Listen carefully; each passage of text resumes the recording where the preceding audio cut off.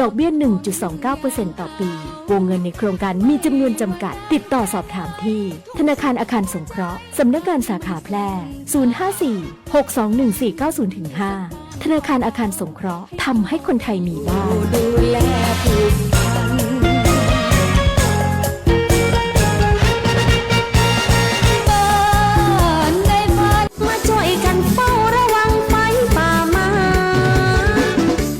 ผู้ก่อว่าภาคเหนือมีพื้นที่เผาซ้ำซากสูงถึง10 ล้านไร่กว่า 90% ของไฟป่ามาจากฝีมือมนุษย์ตีเผาเพื่อหาเห็ดของป่าและการเผาเศษซากพืชหลังการเก็บเกี่ยวบ่ว่าจะเป็นต่อสั่งข้าวโพดเลี้ยงสัตว์หรือนาข้าวฝุ่นควันจากการเผาคือ PM 2.5 ภัยเงียบติยะฮืออายุสั้นลงถึง1 ปีจากทั้งปอดอุดกันมะเร็งหัวใจล้มเหลวและสมองเสื่อมวร่วมใจคนไทยหยุดเผาคืนลมหายใจสะอาดให้ลูกหลานกับโครงการจัดยะนโยบายการเปลี่ยนแปลงการใช้ประโยชน์ที่ดินเพื่อบริหารจัดการ PM 2.5 สนับสนุนโดยวช.สำนักงานการวิจัยแห่งชาติช่วยกันรักษาบางส่วนให้นาบ่ฮือไฟป่ามันเข้าขบวนยาวแต่เราเข้ามาทั้งอำเภอ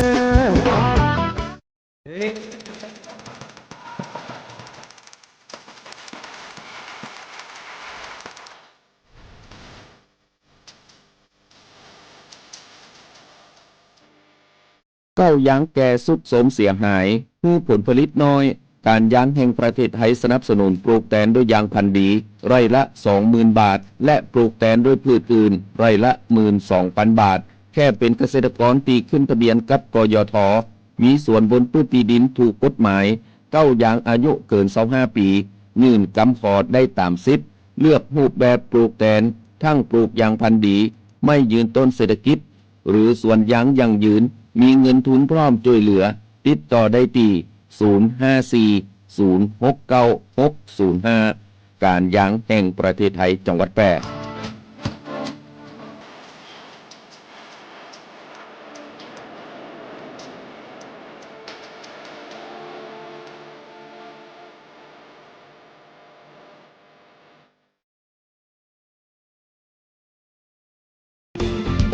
วิทยุแห่งประเทศไทยจังหวัดแพร่ FM 91 เมกะเฮิรตซ์ให้ความรู้คู่ความสุข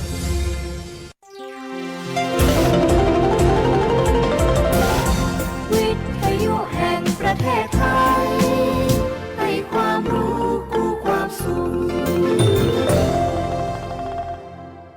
ท่านผู้ฟังกำลังให้เกียรติติดตามรับฟังสถานีวิทยุกระจายเสียงแห่งประเทศไทยจังหวัดแพร่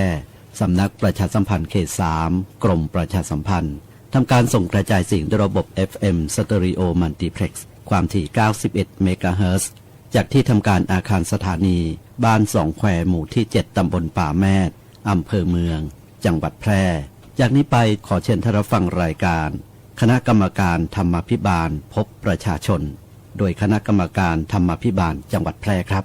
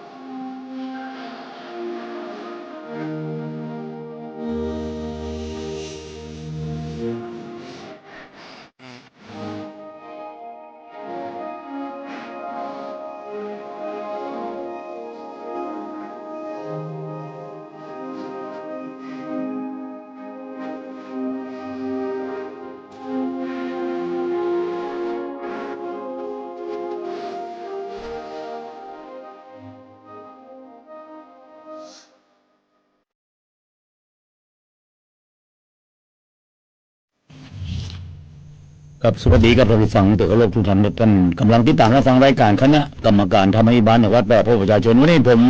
ว่าที่ร้อยตรีภาคินชมบุพันธ์รองประธานกรรมการทำให้บ้านในวัดแปะครับ ครับผมธีรพงษ์ทองอัดครับ ครับวันเสาร์ที่21ครับเดือนมีนาคมนะครับ2569เข้าสู่เดือนที่3ฟังครับก็มาค่อนเดือนฟังครับก็ตามระเบียบคณะนายกรัฐมนตรีที่ว่าด้วยคณะกรรมการทำให้บ้านจังหวัดก็ได้อำนาจหน้าที่ในฐานะคณะกรรมการทำให้บ้านจังหวัดใน6 จังหวัดนะฮะในการสอดส่องการปฏิบัติภารกิจของหน่วยงานของรัฐและเจ้าหน้าที่ของรัฐวิจัยวิธีการบริหารกิจการบ้านเมืองตีดีแจ้งกระบวนการจังหวัดหัวหน้าส่วนราชการหัวหน้ารัฐวิสาหกิจหรือหน่วยงานอื่นของรัฐที่เกี่ยวข้องในจังหวัดและแต่กรณีดำเนินการตามอำนาจในกรณีที่พบว่ามีการละเลยบทปฏิบัติตามกฎหมายระเบียบหรือข้อบังคับหรือกรณีที่เป็นการทุจริตนะฮะเสนอแนะแนวทางการปฏิบัติและการส่งเสริมตามหลักคุณธรรมจริยธรรมและหลักธรรมาภิบาลโดยการบริหารกิจการบ้านเมืองตีดีคือกับหน่วยงานของรัฐและเจ้าหน้าที่ของรัฐกับผู้กับผู้ว่าการจังหวัดหัวหน้าส่วนราชการที่เกี่ยวข้องในจังหวัดติดตามการปฏิบัติงานของคณะกรรมการธรรมาภิบาลจังหวัดตามมตินะฮะแต่งตั้งที่ปรึกษานะแล้วก็เผยแพร่ผลการปฏิบัติหน้าที่ตามที่เห็นสมควรหวังกับโดยเฉพาะหลักธรรมาภิบาลนะครับก็คือประหลัดกิจการที่ว่าด้วยวิธีการบริหารกิจการบ้านเมืองที่ดีนะสำคัญที่สุดครับตรงนี้เป็นหัวใจนั่นคือหน่วยงานของรัฐและเจ้าหน้าที่ของรัฐในทุกภาคส่วนต้องปฏิบัติภารกิจเมื่อเป็นไปตามกฎหมายเพื่อรักษาประโยชน์ส่วนรวมตลอดจนบ่ละเมิดสิทธิและเสรีภาพของประชาชนปฏิบัติภารกิจเพื่ออำนวยความสะดวกบริการและสนองความต้องการของประชาชนปฏิบัติภารกิจเพื่อประโยชน์สุขของประชาชนให้เกิดผลสำเร็จมีประสิทธิภาพและมีความคุ้มค่าปฏิบัติภารกิจโดยบ่มีขั้นตอนการปฏิบัติงานเกินความจำเป็นโดยเฉพาะเรื่องเกี่ยวกับความเดือดร้อนและความทุกข์ยากของพี่น้องประชาชนประการที่4ยึดหลักการมีส่วนร่วมและของประชาชนและเปิดเผยข้อมูลอย่างโปร่งใสประการสุดท้ายมีการติดตามตรวจสอบและประเมินผลการปฏิบัติงานและนำเผยแพร่ต่อสาธารณะครับนั่นคือหัวใจของเขาว่ารักธรรมาภิบาลครับท่านผู้ฟังครับผมก็หลายเรื่องครับที่คิดว่านะครับรักธรรมาภิบาลนะครับก็น่าจะเป็นรักที่น่าจะเกิดความโปร่งใสในการทำหน้าที่ในการทำงานและปัญหาทั้งหลายในเรื่องของการทุจริตคอร์รัปชันนะครับการที่บดำเนินการตามระเบียบว่าด้วยการพัสดุเรื่องของการบ่เป็นไปตามระเบียบของสำนักงานตรวจเงินแผ่นดินทั้งหลายนะครับโดยเฉพาะนะครับหน่วยงานของรัฐหรือเจ้าหน้าที่ของรัฐที่เกี่ยวข้องนะครับโดยเฉพาะในทุกภาคส่วนนะครับให้ใจรัฐธรรมาภิบาลแล้วเนี่ยก็ต้องนะครับเรื่องที่สำคัญที่สุดในวันนี้ผมคิดว่าหลายเรื่องที่เกิดขึ้นในบ้านเมืองของเรานะครับถูกแยกแยะออกไปโดยที่บ่ได้มองเลยหลายเรื่องทั้งที่ภาคประชาชนเป็นภาคที่คิดว่าเป็นคนที่ถูกกระทำแล้วก็เป็นคนสมในของบ้านนี้เมืองนี้ต้องอุ้ยเลยนะบ่ใช่เป็นคนเพียงในส่วนของเจ้าที่ของรัฐและเจ้าที่หน่วยงานของรัฐตอนนั้นที่มาขับเคลื่อนในสิ่งเหล่านี้ทั้งนี้ทั้งนั้นมีกฎหมายรองรับทุกสิ่งทุกอย่างที่เกิดขึ้นหลายเรื่องที่เกิดขึ้นในวันนี้นะครับน้ำลดต่อพุทธบางทีเกิดขึ้นทั้งหลายเพราะขาดหลักธรรมาภิบาลในเรื่องของจริยธรรมคุณธรรมทั้งหลาย โดยเฉพาะในเรื่องของหน่วยงานของรัฐและเจ้าหน้าที่ของรัฐซึ่งเป็นมือเป็นไม่นะครับในการทำงานคือกับพี่น้องประชาชนนะครับโดยแจ้งงบประมาณส่วนเป็นเงินภาษีของพี่น้องประชาชนดำเนินตามนโยบายในเรื่องของฝ่ายการเมืองนะครับฝ่ายการเมืองมาแล้วก็ไปนะครับหลายคนที่ผ่านมาก็บ่ผ่านการเลือกตั้งนะครับก็คือสอบตกนะครับเราเห็นอยู่นั่นคือภาคการเมืองนะครับแล้วก็กลายเป็นนะครับกลายเป็นข้าราชการการเมืองเขาดูได้จากการนี้มีการพวกนี้มีการโหวตเลือกตั้งนะครับนายกรัฐมนตรีนะครับในสภาผู้แทนราษฎรนะฮะส.ส.ถึง500 คนนะครับก็เป็นก็จบสิ้นไปนะก็ได้ชื่อนายกนะครับเพื่อจะนำทุนเกล้านะครับแล้วก็ตอนนี้ก็มีการโปรดเกล้าลงมาแล้วนะครับผมก็ต้องติดตามในเรื่องของการจะมีคณะรัฐมนตรีมาได้ก็เพื่อให้เกิดความรวดเร็วในหลายเรื่องบ้านเมืองแต่นี่คงรออยู่ไม่ได้ในหลายเรื่องฟังครับนะครับจะได้ก็ต้องมีผู้นำด้านบริหารนะครับที่เป็นห้องของรัฐบาลนะครับมีนายกรัฐมนตรีมีรัฐมนตรีว่าการรัฐมนตรีช่วยว่าการทั้งหลายข้าราชการการเมืองทั้งหลายที่เกี่ยวข้องนะครับในสิ่งที่เกิดขึ้นปีระยะเวลาแค่เพียง48 เดือนนะฮะในช่วงแค่4 ปีแต่ถ้ามีอุบัติเหตุเกิดขึ้นก็ยังไปเห็นอยู่ก็มีการยุบสภาไปนะครับสิ่งที่เกิดขึ้นคิดว่าเราจะติดตามเลยมีโดยเฉพาะภาวะในขณะนี้ท่านที่ปรึกษาครับนะครับเรื่องของสงครามที่ตะวันออกกลางทั้งหลายก็ส่งผลมาถึงแทบจะทุกประเทศในโลกใบนี้นะโดยเฉพาะในเรื่องของพลังงานทั้งหลายต้องถามจี้นะวันนี้นะครับมีปัญหาที่ป้อมน้ำมันในการที่บ่มีน้ำมันเพียงพอในการพี่น้องประชาชน เอารถไปเติมน้ำมันโดยเฉพาะเรื่องของดีเซลนะครับแก๊สโซฮอล์ก็ยังพอมีแต่ดีเซลซึ่งเป็นรถส่วนใหญ่ในการใช้นะครับเรื่องของการขนส่งนะครับส่วนตัวทั้งหลายบางทีก็เพื่อความประหยัดเพราะว่าดีเซลมันอาจจะถูกกว่านะครับในน้ำมันว่าแก๊สโซฮอล์ทั้งหลายอย่างที่เกิดขึ้นก็ทั้งนี้ก็บอกว่ามีการกักตุนมีอย่างกันทั้งหลายนะครับก็มีการแก้ปัญหาว่านี่เจ้านี่เมื่อตอนเที่ยงคืนนี่น้ำมันขึ้นแหม1 บาทลิตรละ1 บาทแทบจะทุกประเภทจะบอกทุกประเภทเลยทั้งตระกูลแก๊สโซฮอล์ตระกูลดีเซลกลับมาเจ้านี่ก็หน้าปั๊มกับตรงนี้รถไปรอคิวเติมน้ำมันนะครับก็เป็นปกติทั้งนี้ทั้งนั้นมันอาจจะเกิดอย่างขึ้นเกี่ยวกับการกักตุนเพื่อจะได้1 บาทในวันนี้หรือไม่นะครับก็ต้องดูนะครับกับหน่วยงานของรัฐหรือเจ้าที่ของรัฐที่เกี่ยวข้องนะครับกระทรวงพาณิชย์กรมที่เป็นการค้าภายในทั้งหลายซึ่งเป็นการคนที่กำกับดูแลในเรื่องของราคาสินค้าทั้งหลายต้องดูนะไอ้เรื่องของราคาสินค้าอุปโภคบริโภคทั้งหลายท่านที่ปรึกษาตั้งมหาไทยสั่งผู้ว่านะกำชับลงไปให้ไปตรวจไอ้น้ำมันนะครับมีหนังสือมาแล้วนะขึ้นเฟซกันตะคืนตะวาแล้วนะขึ้นไปตรวจนะก็มีประเด็นว่าที่ผ่านมาตีบ่มีปัญหาแต่ก่อนนะบ่มีปัญหาวันหนึ่งเนี่ยนะจะไปเอาน้ำมันมาได้เข้าปั๊มน้ำมันประมาณ 15,000 ลิตรนะในช่วงวิกฤตที่ผ่านมาประมาณ 3-4 วันที่ผ่านมาเนี่ยเจ้าของปั๊มโอ้กวนว่าน้ำมันเอามาลงได้แค่ 3,000 ถึง 4,000 ลิตรนะมันหายไปไหนเกือบ10,000 ลิตรทั้งหลายนะครับต้นทางมาเพื่อจะไปหน้าปั๊มเนี่ยหายไปมาบ่เต็มก็แต่วันนี้นะครับเต็มอาจจะรอราคาก็หรือไม่เราต้องคิดต่างสิ่งนี้ดูว่าใครดูส่วนเกี่ยวข้องทั้งหลายกันแล้วก็ต้นสินค้านี่จริงๆแล้วเป็นความผิดความผิดเกี่ยวกับในเรื่องของเศรษฐกิจนะผมคิดว่าน่าจะประกาศเป็นนโยบายด้วยซ้ำนะในสิ่งที่เกิดขึ้นมันน่าจะเป็นคดีนโยบายเกี่ยวกับเรื่องของการทำให้พี่น้องประชาชนเดือดร้อนเนี่ยมันต้องเข้มงวดกวดขันละทุกฝ่ายต้องทำหน้าที่เพื่อดีที่สุดถ้าไผ่บกพร่องก็เล่นกันไปเลยถูกเอาเป็นตอนไปเลยครับตับตอนไปเลยนะฮะอันนี้ประเด็นมันยังบทดีจะออกจากคำว่ารัฐธรรมวิบาลเลยนะในสิ่งที่ผมถึงบอกไงว่าพอเกิดปัญหาขึ้นมาทั้งหลายทั้งปวงเนี่ยหน่วยงานของรัฐเราเจ้าที่ของรัฐซึ่งเป็นเจ้าภาพเป็นแม่งานทั้งหลายเนี่ยนะครับตีกำกับดูแลโดยแจ้งกฎหมายนะแจ้งระเบียบแจ้งข้อบังคับนะจะเป็นกฎหมายพรบพระราชกิจฎีกาพระราชกำหนดอย่างก็แล้วแต่อย่างเดียวอย่างนี้กฎกระทรวงนะฮะกฎหมายทั้งหลายทั้งปวงนี่เป็นกฎหมายถึงผู้ฟังครับนะครับฉะนั้นหน่วยงานที่เกี่ยวข้องที่รักษาการหรือทำหน้าที่รักษาการในกฎหมายนั้นจะต้องเข้มในสิ่งที่เกิดขึ้นนะผมถือว่าวันนี้ผมคิดว่ามันจะต้องถึงเวลาเราตีคิดว่าเขาคงอย่าปล่อยนะครับพี่น้องประชาชนของเขาเนี่ยเดือดร้อนและต้องเผชิญด้วยตากรรมนะไปด้วยตัวเองคนในครอบครัวก่อนหน้าเนี่ยตะกี้เนี่ยผมไปเติมน้ำมันบุมีนะบอกกับมาตอนบ่ายมันก็คือเรื่องของเรื่องเนี่ยเขาก็จริงๆเขามีอยู่แล้วอยากไปลองดูว่ามันคืออย่างแต่บริคิดว่าจะเป็นเจนี่แต่ข้างที่เป็นข้างที่2ละวันก่อนที่ผมไปเจ้าเฮอาทิตย์ที่แล้วผมเป็นวันอาสาสมัครของเพื่อนที่ก่อนวันนั้นไปงานแวะเติมน้ำมันหมดเจ้าโอเคโอไปอย่างกระวนน้ำมันมันยังมีอยู่เราวันนี้ไปแหมไปธุระมาวนไปน้ำมันมันมีแต่คนละปั๊มนะคนละปั๊มก็คิดในเชิงบวกไปก่อนนะส่วนอย่าเชิงลึกเชิงอย่างนั้นหน่วยงานท่านผู้ชอบต้องไปกำกับดูแลถูกต้องผมอยากจะให้ตั้งรัฐบาลที่ชัดเจนครับชัดเจนหมายความว่าถ้าคุณออกคำสั่งมาแล้วถ้าไผ่ปฏิบัติจบไปเลยมันจะได้หู้เนี่ยจีก็เนี่ยคือตีจะต้องส่งผลในช่วงหลาย 2-3 เดือนข้างหน้าเนี่ยฟังครับซึ่งอากาศร้อนอย่าไปคิดว่าไฟฟ้านะครับไฟฟ้าเนี่ยต้องหู้ต่อกันฟังครับตีผลิตในขณะนี้ในใจพลังงานน้ำ30%ครับแต่มาจากก๊าซเหลวก็คือมาจากปิโตรเลียมทั้งหลายแล้วนี่ฟังครับแถม70%ในการที่จะผลิตกระแสไฟฟ้าฉะนั้นแน่นอนส่งผลกระทบในเรื่องของราคากระแสไฟฟ้าแน่นอนในเดือนหลังเดือนเมษายนพฤษภาเนี่ยนะครับเราอยู่ในช่วงห้อนนะครับฉะนั้นนะทุกบ้านอาจจะต้องใช้ไฟฟ้ามากมายไม่ว่าจะเป็นพัดลมหรือแอร์คอนดิชันทั้งหลายนะครับเพื่อเพิ่มความเย็นทั้งหลายก็ขึ้นแล้วค่าไฟจะขึ้นอย่างโหฬารแล้วราคากระแสไฟฟ้าจะแพงขึ้นนะครับต่อหน่วยต่อยูนิตทั้งหลายเนี่ยฟังครับก็เป็นสิ่งที่คิดว่าจะต้องเตรียมตัวฮับตรงนี้ให้ดีฟังครับถ้าถึงที่สุดมาแล้วตัวใครตัวมันให้อู้กันโดยตลอดที่เกิดขึ้นเนี่ยฟังครับทางออกของตัวเก่าทุกคนนะฮะถ้าท่านอยากเย็นก็ท่านก็ต้องยอมรับว่าสิ้นเดือนมาท่านก็ต้องจ่ายแบบหนาวเลยอ่ะ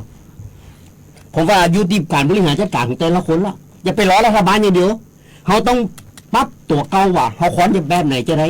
นะฮะ ปัญหารายจ่ายเพิ่มขึ้นแน่นอน บังคับอย่างน้อยๆก็40-50%นะ ใช่ เคยจ่ายอยู่100ก็ต้องจ่าย40-150 บาท ถูกต้อง ในสิ่งที่เกิดขึ้นชั้นผมถึงบอกว่าเราต้องเตรียมตัวในสิ่งเหล่านี้ไว้ฟังครับเพราะมันจะต้องเกิดขึ้นแน่นอนถ้าหากว่านะครับ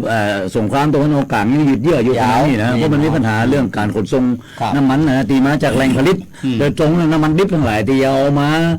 กลั่นทั้งหลายก็แล้วแต่นะน้ำมันดิบบ่สามารถที่ออกมาได้เนี่ยจากตะวันออกกลางทั้งหลายบ่ว่าจะเป็นประเทศไหนก็แล้วแต่เขาเป็นภาพรวมทุกคนฟังครับและมันจะส่งผลกับในช่วงโดยเฉพาะในส่วนของประเทศไทยของเราตัว ใช่ อันนี้เป็นเรื่องใหญ่นะสิ่งที่เกิดขึ้นเนี่ยเรื่องใหญ่เลยคือมองเลยว่าสินค้าอุปโภคบริโภคที่เขาเกินนำตั้งแต่แรกเนี่ยมันจะต้องขึ้นเพราะอย่างราคาการขนส่งนะครับเพิ่มสูงขึ้นแล้วก็เรื่องของราคาน้ำมันทั้งหลายที่มันสูงขึ้นฉะนั้นนะครับโลจิสติกเรื่องของการขนส่งสูงฉะนั้นจะต้องบวกไปในสินค้านะครับทุกประเภทไม่ว่าจะเป็นอุปโภคบริโภคทั้งหลายส่งผลกระทบโดยตรงเนี่ยนะครับพี่น้องชาวบ้านพี่น้องประชาชนเนี่ยซึ่งเป็นคนส่วนใหญ่อย่างที่เกิดขึ้นและกระทั่งบอกได้เลยว่าภาวะเงินเฟ้อเกิดขึ้นแน่นอนเพราะกาของเงินจะบ่มอ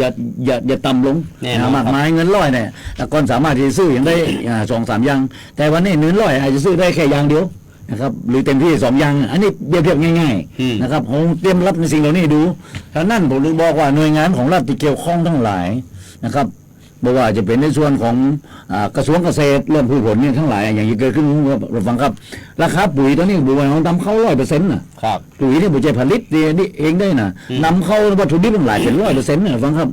และการนำเข้าทั้งหลายมันมาจากการค่าขนส่งทั้งหลายแล้วราคามันจะขึ้นขนาดไหนแล้วพี่น้องในภาคเกษตรกรรมทั้งหลายพืชไร่พืชสวนนะครับไม่ผลไม่ดอกไม่ประดับทั้งหลายก็แล้วแต่นะครับไม่ยืนต้นมากมายที่จะต้องใจปุ๋ยทั้งหลายในการที่จะต้องดำเนินการเนี่ยในการที่จะต้องดูแลทั้งหลายนะเอาใจใส่ทั้งหลายนะฉะนั้นต้นทุนจะต้องสูงขึ้นนะแล้วมันจะส่งผลกระทบไปหมดเลยนะผมถึงบอกว่านี่บอกว่าลำพังแต่ภาครัฐเองนะครับตรงนี้ก็คือเผือกห้อนนะอย่าไปคิดว่าเข้ามาเพื่อจะแก้ปัญหาต้องดูว่าปัญหาที่เกิดขึ้นเนี่ยมันทั่วหนทุกแห่งที่จะเกิดขึ้นใช่ตะวานี่มีองค์กรหนึ่งที่ว่านำเสนอครับท่านนายก ครับ บริหารจัดการเรื่องไอ้ค่าที่ทั้งหลายแลนั่นคือตัดออกหมดท่านนายกนะ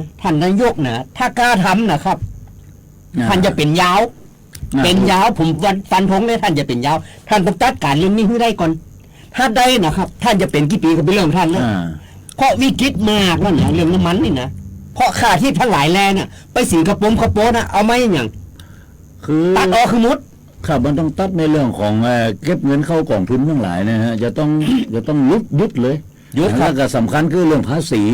โดยเฉพาะภาษีเกี่ยวกับเชื้อเพลิงเนี่ยภาษีน้ำมันเนี่ยนะภาษีน้ำมันจะน้ำมันอย่างก็แล้วแต่ทั้งหลายนะพวกเนี่ยคือจะต้องมีการที่จะต้องปรับลดลงไปเพื่อราคาสินค้ามันจะได้ต่ำลง ใช่ เอาภาษีเนี่ยตัดภาษีลงว่า7%เนี่ยนะติดเก็บทั้งหลายนะฮะแต่เนี่ยตัดภาษีเรานี่ลงไปแล้วก็เอาไปตึงราคาในเรื่องของราคาที่พี่น้องชาวบ้านลดราคาได้สำดีเราถึงแล้วนะฮะและอย่างแต่สินค้าอุปโภคบริโภคทั้งหลายน้ำมันพืชอย่างทั้งหลายที่แต่ละครัวเรือนแต่ละหลังคาเรือนต้องใจทั้งหลายเนี่ยนะครับในการใจในการบริโภคนะอุปโภคเรื่องของผงซักฟอกสบู่ทั้งหลายยาสีฟันมากมายที่จะต้องใจกันทุกคนเนี่ยนะที่เกิดขึ้นเนี่ยมันจะทวีขึ้นเต็มตามตัวเลยนะครับภาคการเมืองว่าเนี่ยผมคิดว่าจะต้องคิดในเรื่องสิ่งเหล่านี้แล้วครับมันคงไม่ใช่แค่ตำแหน่งไม่ใช่เพียงแค่ว่าเอามาทำหน้าที่ตรงนี้กำกับดูแลอย่างเดียวเนี่ยคงไม่ได้แล้วคงจะต้องมีความรู้ความสามารถเพราะกับสิ่งสำคัญที่สุดคือการกล้าหาญที่ตัดสินใจท่านที่ปรึกษาฟังครับนายกต้องเด็ดเดียวนะตัดสินใจในสิ่งเหล่านี้ถ้าบ่เด็ดเดียวนะเอาเดี๋ยวเราอภิปรายเพียบเลยบ่ต้องกลัวเขาคิดจะเกี่ยวกับเรื่องของนายทุนทั้งหลายผมเลยนะการที่นายทุนทั้งหลายเนี่ยผมคิดว่าถึงวันนี้คงจะต้องหันกลับมามองให้ดีว่าวันนี้คนส่วนใหญ่ของประเทศนี่เดือดร้อนนะฉะนั้นรักกฎหมายทั้งหลายรักธรรมาภิบาลทั้งหลายผมคิดว่าวันนี้นะครับท่านเข้าไปทำหน้าที่ในหน่วยงานของรัฐได้ชื่อว่าเป็นเจ้าที่ของรัฐผมพูดนี่ได้ภาพลงจุกมดเลยนะที่เกี่ยวข้องทั้งหลายทั้งปวงเนี่ยนะครับการประหยัด งบประมาณในสิ่งที่มีความจำเป็นทั้งหลายกิจกรรมทั้งหลายที่มีการตั้งงบประมาณไว้ในปีงบประมาณปี69นะอันอย่างที่บ่จำเป็นเนี่ยวันนี้ผมว่าวันนี้นะอันอย่างที่คิดว่ามันควรจะต้อง1เลื่อน2ยกเลิกไปเลยนะครับแรกออกกันเงินส่วนนี้คืนก็มาไว้ทีครั้งแรกก็เอามาใจในสิ่งที่ว่ามันน่าจะเป็นความวิกฤตที่จำเป็นทั้งหลายมากกว่าไอ้งานรูทีนทั้งหลายเนี่ยมาจัดนั่นจัดนี่เนี่ยเพื่อสร้างงานสร้างที่ผมดูแล้วมันเป็นเพียงงานที่บ่เกิดประโยชน์บ่เกิดประโยชน์ผมพูดเลยว่าบ่เกิดประโยชน์อย่างเลยปีแล้วผ่านมาแล้วมูแล้วปีงบประมาณที่เขาไปเห็นเนี่ยงบประมาณทั้งหลายของหน่วยงานที่สร้างงานสร้างอาชีพทั้งหลายแต่ผลสุดท้ายมันก็เป็นแค่งานที่คือกับผลงานนี่ครับหน่วยงานของรัฐและเจ้าที่ของรัฐในหน่วยงานนั้นๆตัวเองแต่บ่ได้ส่งผลนะครับไม่การต่อยอดนะครับคือกับทั้งพี่น้องชาวบ้านนะครับที่เข้าไปร่วมโครงการทั้งหลายที่เราเห็นกันอยู่เนี่ย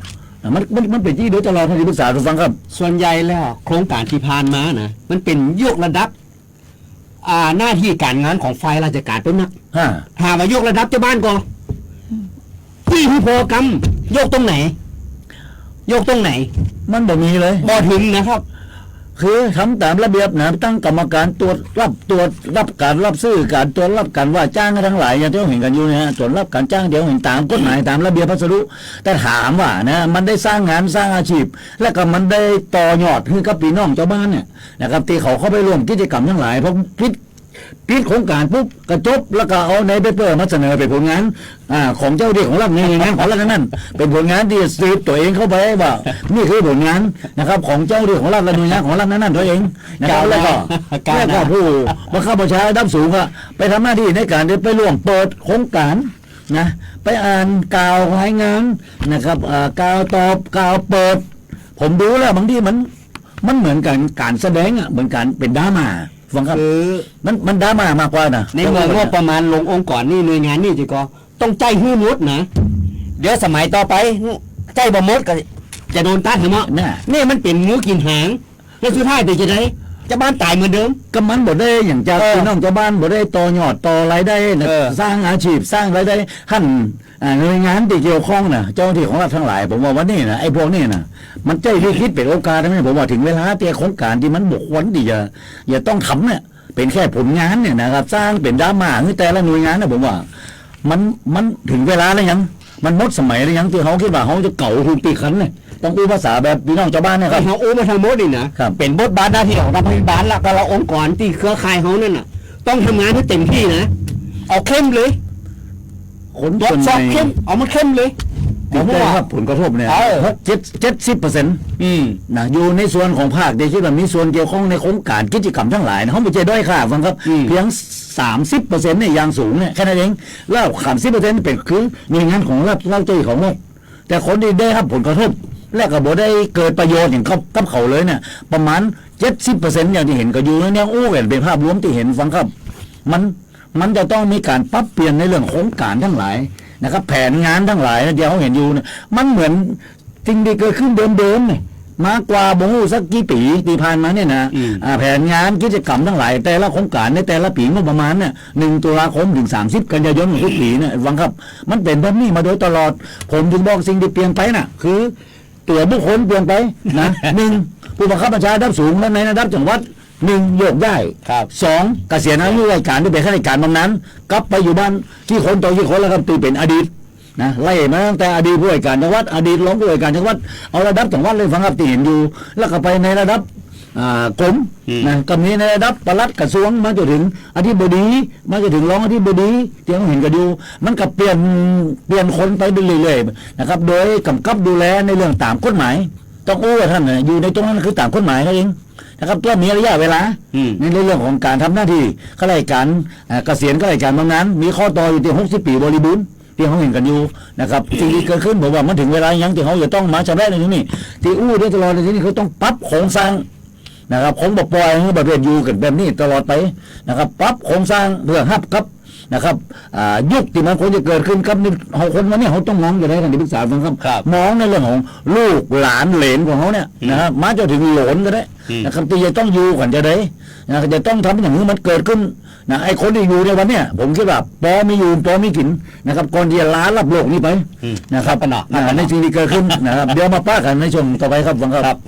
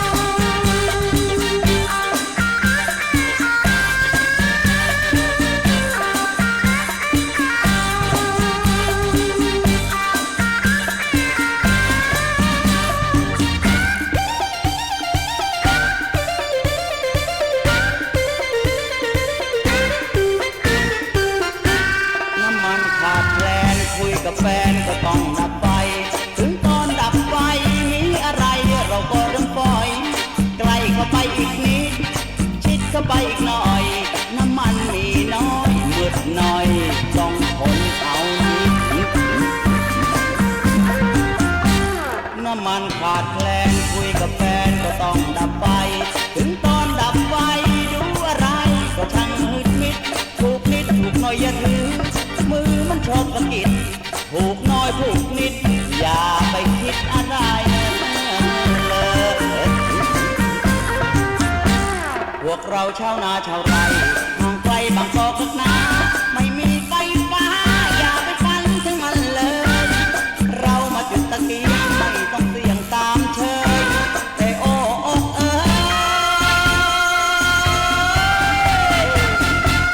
น้ำมันดันมาแพงน้ำมันขาดแคลนคุยกับแฟนก็ต้องดับไฟถึงตอนดับไฟหวั่นใจเจ้าอย่าระแวงถ้าพี่ก้าวกายลุกเกินเชิญให้น้องเจ้าแช่งความรักรุนแรงน้ำมันแพงเลยดับไฟคุยกัน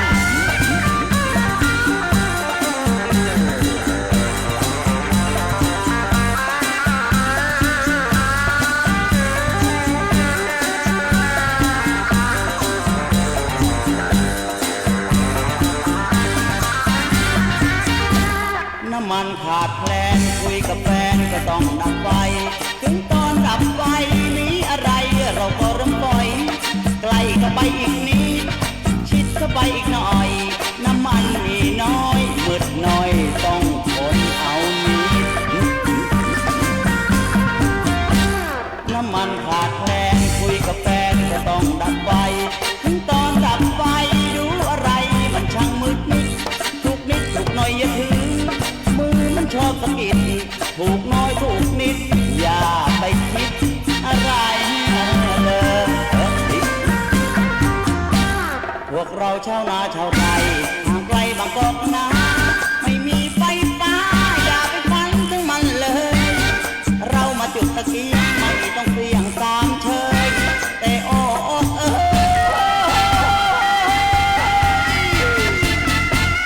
น้ำมันดันมาแพงน้ำมันขาดแคลนคุยกับแฟนก็ต้องดับไฟ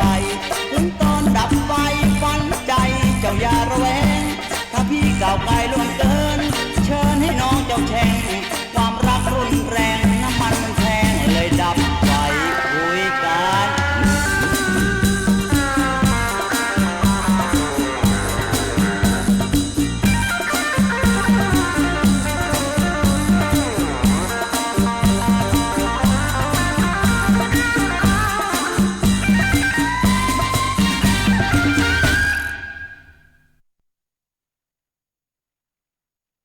ซื้อประกันภัยไม่ต้องรีบแค่เช็คชัดชัวร์ก็ลดเสี่ยง 1. เช็คใบอนุญาตตัวแทนและนายหน้าผ่านเว็บไซต์คปภ. 2. ชัดอ่านใบเสนอขายและรายละเอียดความคุ้มครองกรมธรรม์ประกันภัยให้ครบถ้วน 3. ชัวร์ช่องทางชำระเบี้ยจ่ายตามที่บริษัทรับรองอย่าลืมเก็บหลักฐานไว้ 3 ขั้นตอนง่ายๆสำหรับการซื้อประกันภัยครั้งต่อไปคนกลางโปร่งใสอุ่นใจได้สิทธิ์ครบสายด่วนคปภ.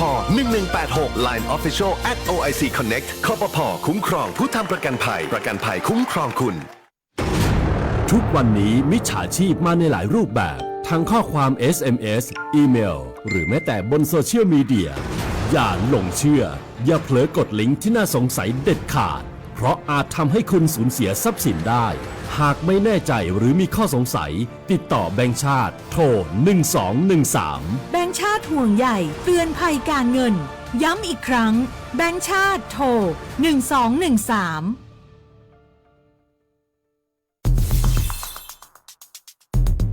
แค่ 3 ปีความเสียหายจากอาชญากรรมไซเบอร์ของคนไทยพุ่งทะลุถึง 94,000 ล้านบาทหรือเฉลี่ยปีละ 30,000 ล้านบาททุก1ชั่วโมงเราเสียเงินกว่า 3.4 ล้านบาทให้กับมิจฉาชีพออนไลน์โจรไม่เห็นใจคนอาชีพไหนอายุเท่าไหร่สถานะทางการเงินแบบใดหมอพ่อค้านักธุรกิจนักเรียนแม่บ้านข้าราชการเกษียณทุกคนตกเป็นเหยื่อได้เสมอและวันหนึ่งอาจเป็นคุณหรือคนที่คุณรักเพราะจุดอ่อนร่วมของเหยื่อคือความเร่งรีบขาดสติหรือแม้แต่บางครั้งก็เกิดความโลภจนเกินไปอย่าปล่อยให้การกดคลิกเดียวลิงก์เดียวทำให้โจรยิ้มกว้างวันนี้ถึงเวลาแล้วที่คนไทยทุกคนจะต้องร่วมมือกันสร้างภูมิคุ้มกันอาชญากรรมไซเบอร์ช่วยกันหยุดก่อนที่ภัยไซเบอร์จะทำให้คนที่คุณรักและตัวคุณเองกลายเป็นเหยื่อ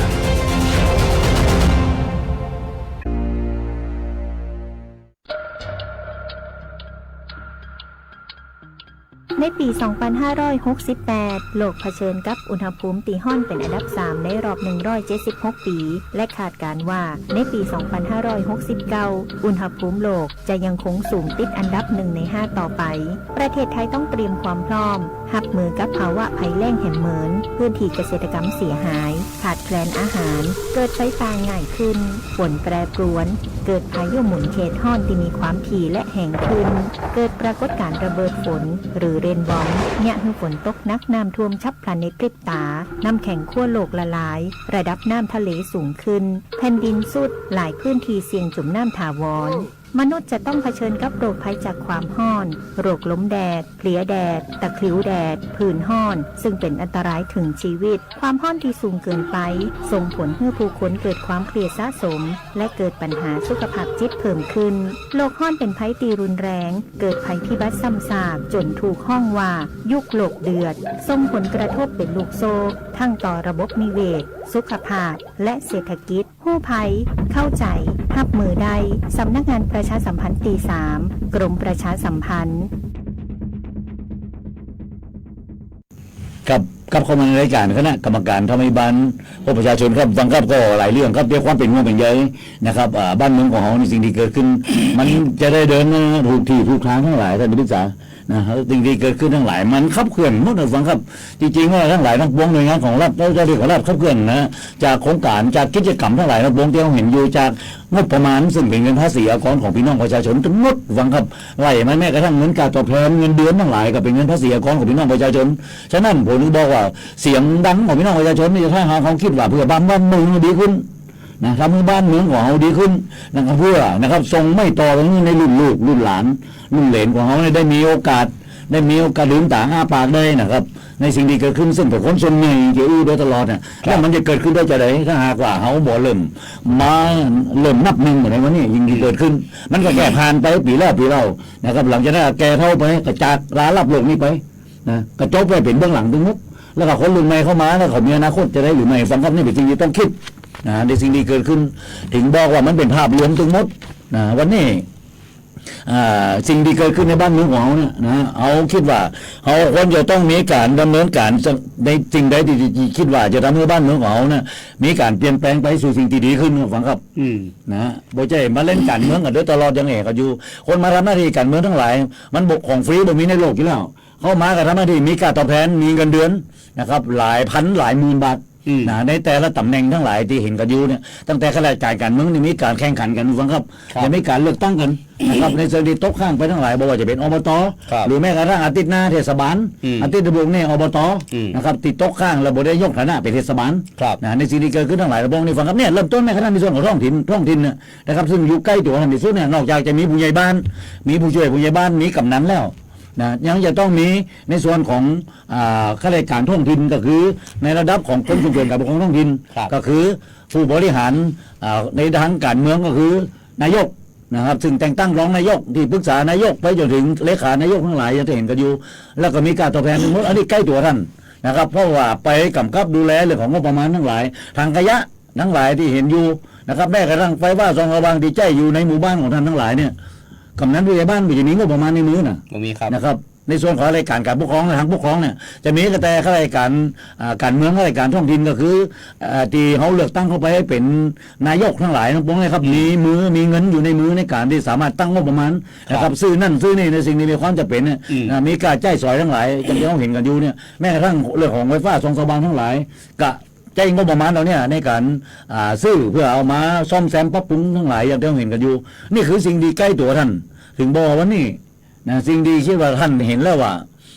บ้านเมืองของเขาเนี่ยนะครับในสิ่งที่เกิดขึ้นเข้าไปอย่างน้อยผมอยากให้ผู้นำทั้งหลายที่ลงไปสมัครเลือกตั้งเป็นตัวเลือกเนี่ยนะครับอย่าเข้าไปในลักษณะว่าเป็นคนว่างงานคนบ่มีรายได้บ่ใช่นะจะต้องเป็นคนที่มีความรู้ความสามารถอายุเราคือบุญใจปัญหามันอยู่ที่ว่าวัยวุฒิบุญใจปัญหาคุณวุฒิทั้งหลายเรื่องของความรู้ความสามารถประสบการณ์ทั้งหลายสำคัญที่สุดคือจิตสำนึก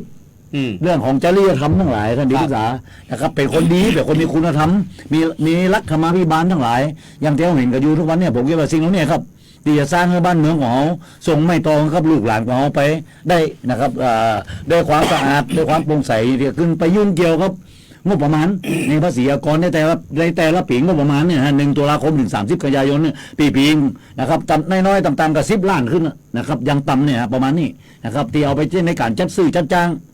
ในแต่ละโครงการทั้งหลายยังเห็นอยู่ในระดับประเทศก็ว่ากันเป็นระดับเป็นหมื่นเป็นแสนล้านนะที่ให้กันอยู่ในระดับกระทรวงในระดับอธิบดีในระดับกรมทั้งหลายเนี่ยมันส่งทอดกับมาเป็นทอดฟังครับทั้งนี้ทั้งนั้นทุกอย่างที่อู้เนี่ยนะมีกฎหมายรองรับทั้งหมด นะครับที่เขาอู้เนี่ยบอกว่ากฎหมายรองรับทั้งหมดการที่ท่านมีอำนาจอะไรอย่างทั้งหลายในการสั่งการอนุญาตบอกอนุญาตเห็นชอบอนุมัติทั้งหลายทั้งปวงเนี่ยกฎหมายรองรับท่านแต่ละสิ่งที่บอกความเกิดความบ่โปร่งใสทั้งหลายบ่ถูกต้องสิ่งที่เกิดขึ้นบ่เป็นไปตามระเบียบบางครั้งเป็นไปตามระเบียบเป็นไปตามข้อบังคับแต่ทั้งนี้นั่นมันก็ยังมีการที่เขาเอื้อประโยชน์กันที่เขาเห็นอยู่ทั้งหลายมีการเรียกรับผลประโยชน์อย่างที่เกิดขึ้นแล้วทำให้บ้านเมืองของเขาไปบ่ถึงไหนอย่างที่เกิดขึ้นทุกวันนี้นะครับมันถึงเวลาเลยในส่วนที่ภาคประชาชนทั้งหลายผมว่าวันนี้ต้องตื่นตัวในสิ่งเหล่านี้เพราะเป็นคนส่วนใหญ่ของประเทศผมบอกปล่อยแค่คำว่าหน่วยงานของรัฐและเจ้าหน้าที่ของรัฐกำกับดูแลขับเคลื่อนไปได้แค่นั้นมันถึงเวลาที่พี่น้องประชาชนจะเป็นคนส่วนใหญ่ซึ่งถูก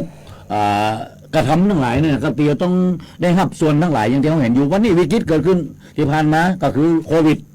เรื่องของโรคภัยไข้เจ็บทั้งหลายมาถึงวันนี้คือ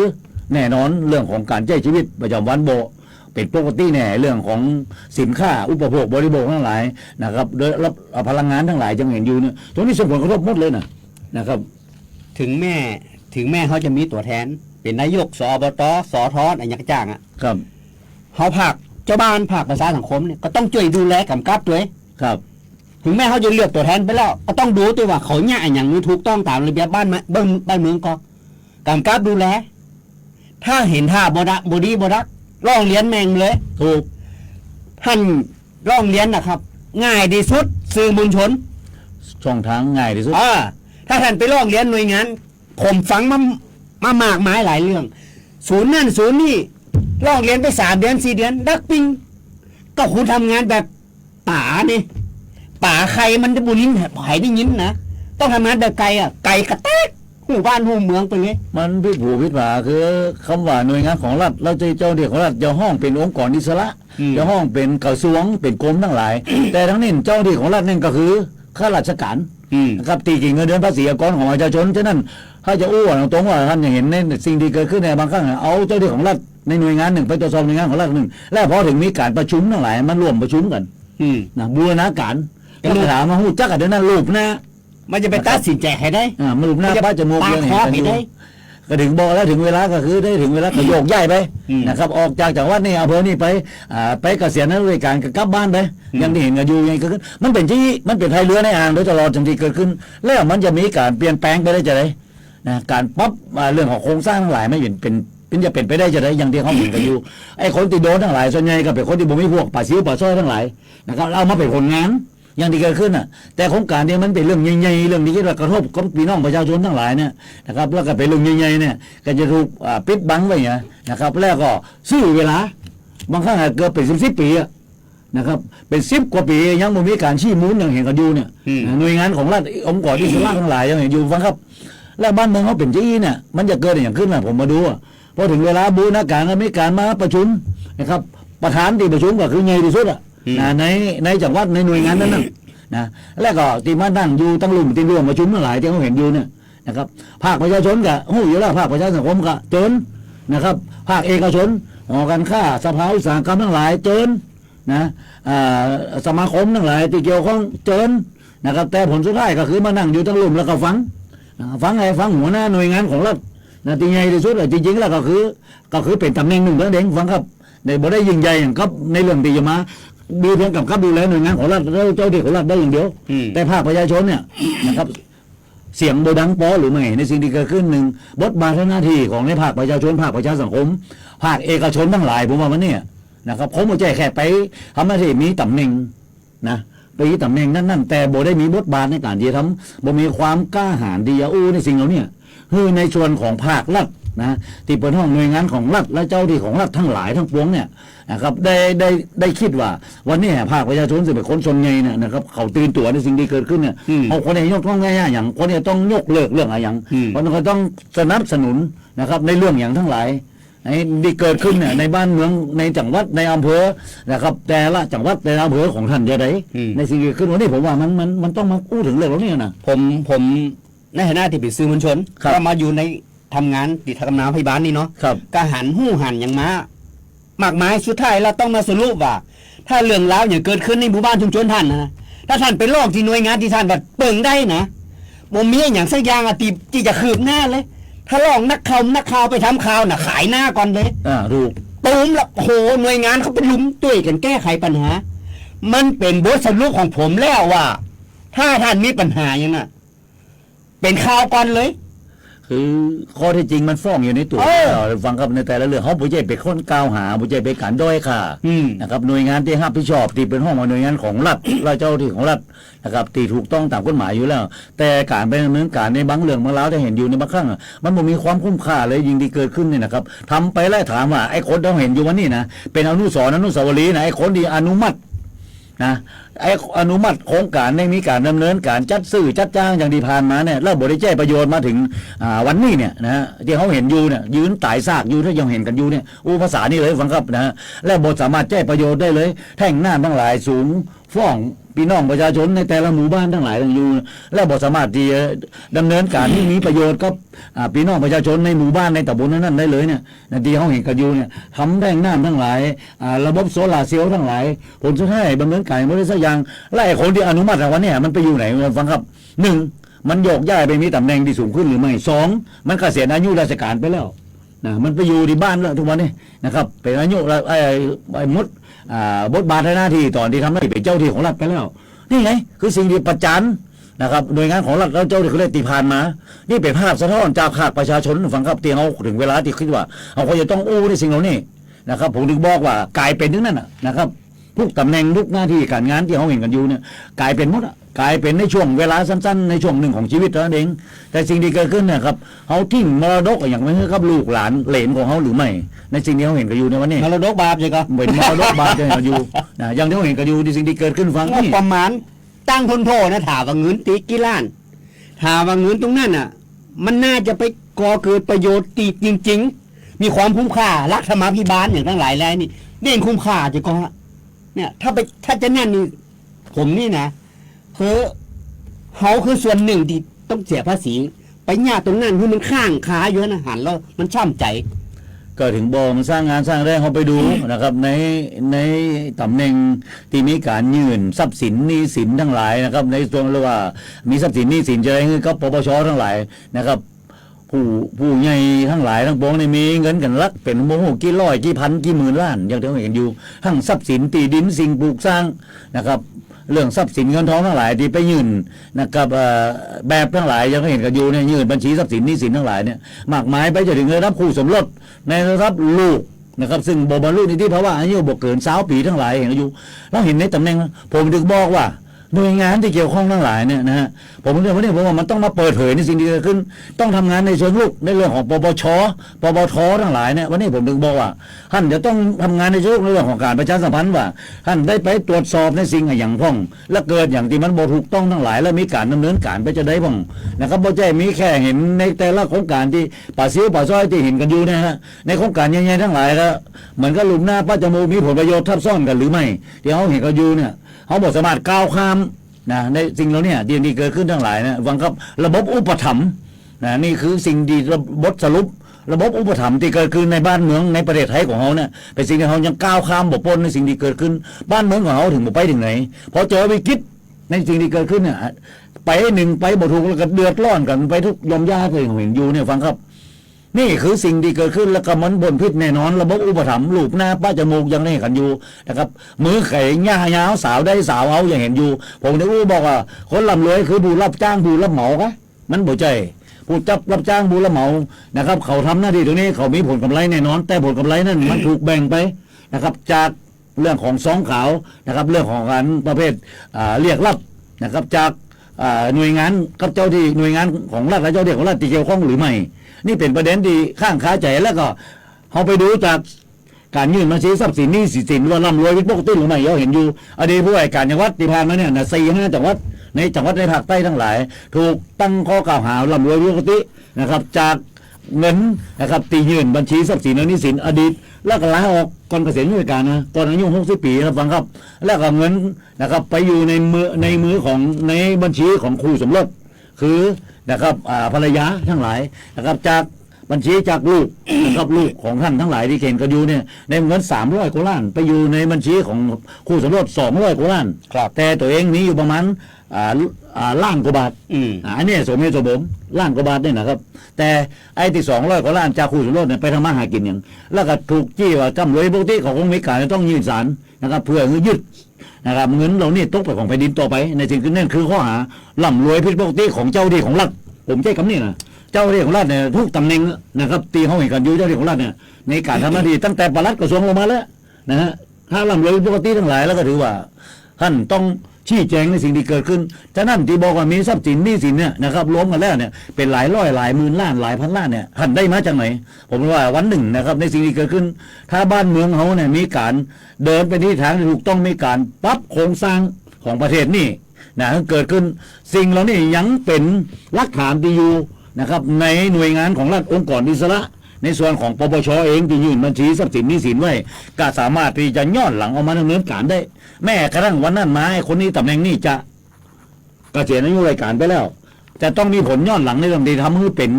ประโยชน์กับแผ่นดินนี่นะครับกับประเทศของไทยของเขาในสิ่งที่เกิดขึ้นฟังครับในสิ่งที่เกิดขึ้นเนี่ยนะคงจะต้องฟังในสิ่งนี้ท่านศึกษาเพราะที่ผ่านมานี่ผมว่าการทำงานราชาเนี่ยขององค์กรบางองค์กรนี่นะตัดสินกับบทง่ายอย่างบอดองอยู่ฮะเนาะถ้าถามว่าคนที่ทำพิษอ่ะมันจะทำเนี่ยมันดูแล้วอ่ะมันบอตัดสินสักเดียวมันถามว่ามันได้ใจเหรอทำตัวมันก็เลยน่าขึ้นนะคนที่ทำระยำอ่ะสมมาตรมันต้องเอาให้เร็วรายได้มันแน่นอนอยู่แล้วเจ้าดีของรัฐเงินเดือนเนี่ยเดือนแต่เหือเสียภาษีในแต่ละปีนะฮะเนี่ยพอด90เนี่ยนะภายในวันที่31 มีนาเนี่ยนะขยายไปเรื่องของอิเล็กทรอนิกส์ไปถึง8 เมษายนท่านยื่นบัญชีภาษีเงินได้ในแต่ละปีงบในแต่ละปีประจำปีอยู่แล้วที่ยื่นนี่คือประจำปี2568นะยื่นได้ภายใน31 มีนานะครับแล้วก็ถ้ายื่นทางระบบอิเล็กทรอนิกส์เนี่ยก็ได้ภายใน8 เมษายนนะครับในส่วนนี้นะครับท่านจะยื่นเสียภาษีจะได้นะมันมีรายได้ของท่านอยู่แล้วนะครับฉะนั้นเงินอย่างงอกเงยออกมาจากการยื่นแบบภาษีเนี่ยนั่นคือเงินที่บ่ถูกต้องแน่นอนบ่มีการเอามาเสียภาษีบ่มีการชี้แจงในพรด90ของท่านเป็นภาษีประเภทบุคคลธรรมดาอย่างที่เกิดขึ้นมันมาได้หมดอ่ะถ้าเป็นภาษีนิติบุคคลถ้าทำบริษัทจำกัดทั้งหลายหน่วยงานของรัฐเจ้าดีของรัฐ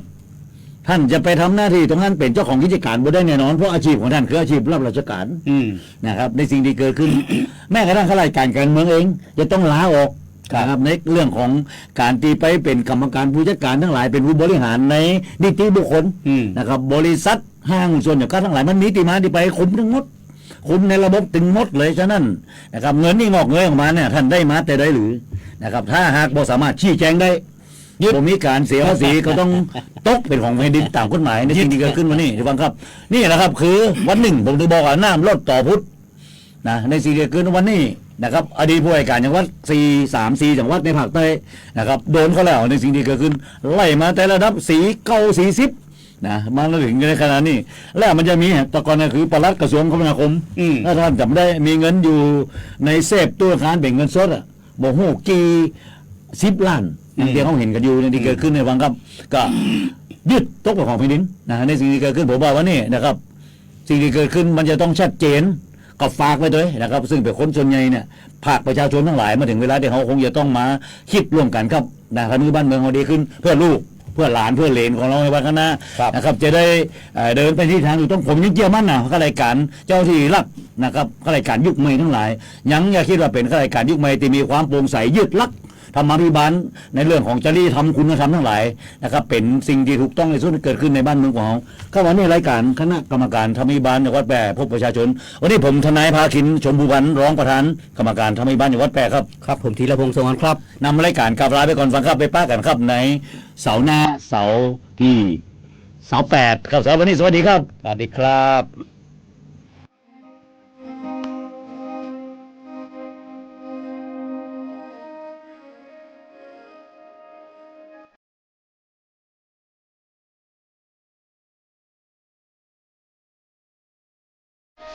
แผ่นดินแห่งนี้นั้นมีค่าล้น